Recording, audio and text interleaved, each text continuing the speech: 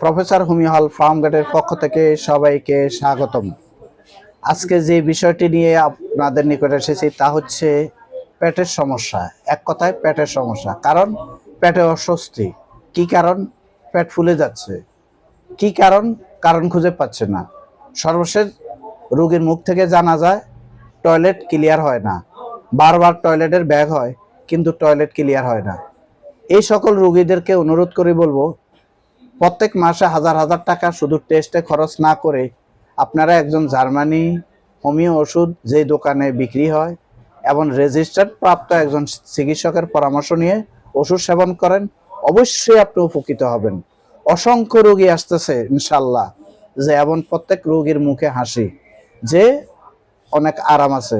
এর জন্য সবচেয়ে আমরা যে ওষুধটি ব্যবহার করি তা হচ্ছে হাইড্রাস্টিস মাদার টিংচার।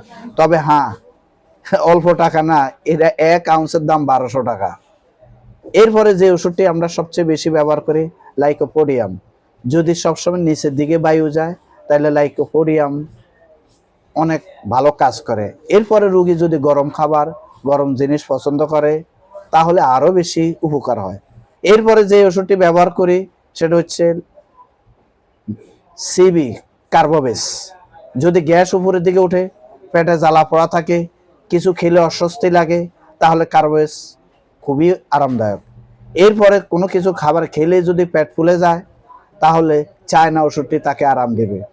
এছাড়া তৈলাক্ত পোলাও, মাংস কোনো কিছু খেতে পারে না, মিষ্টি জাতীয় কোনো কিছু খেতে পারে না, তাহলে পালসিটিল আপনাকে আরাম দেবে। এবং যদি রাত জাগা রুগী হয়, মোবাইল বারবার দেখেন, টিভি দেখেন, সিনেমা দেখেন এবং রাতে দেরিতে ঘুমান, এই সকল রোগীদের জন্য নাক্সবুম সবচেয়ে বেশি কার্যকর ওষুধ। আপনাদেরকে অনুরোধ করব, প্রফেসর হোমিও হল ফার্মগেটে একবার আসুন, এরপরে আপনি চিকিৎসা গ্রহণ করুন, আপনি উপকৃত হবেন। যারা এই রোগ নিয়ে সমস্যা আছেন, হোমিও ওষুধ খান, সুস্থ থাকুন। সবাইকে ধন্যবাদ।